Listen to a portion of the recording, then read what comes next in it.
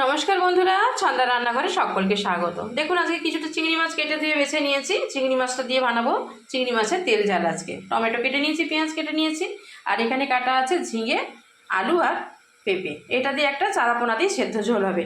দেখুন চারাপোনাটা আমার এখনও কাটা হয়নি, এখানে যে রয়েছে এখনও জলে জাবানো রয়েছে।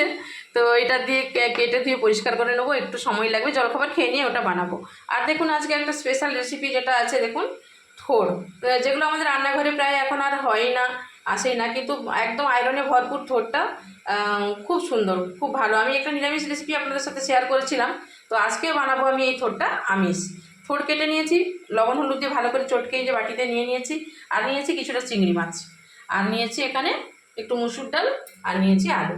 এই নিরামিষ থোড়টা শেয়ার করেছিলাম রেসিপিটা, যদি সম্ভব হয় আজকে আমি আমিষটা আপনাদের সাথে শেয়ার করবো এই রেসিপিটা। আর এখানে মটর ভিজাবো ভেবেছিলাম, ঘুগনি বানাবো, কিন্তু শেয়ার হলো না, ভুলে গেছি। তাই জন্য আলু ভাজা করে নিচ্ছি, আর আলু ভাজা দিয়ে জলখাবারে মুড়ি খাওয়া হবে। এই হচ্ছে আজকের প্রস্তুতি মোটামুটি। আর কি থাকছে না থাকছে দেখা হচ্ছে লাঞ্চের টেবিলে।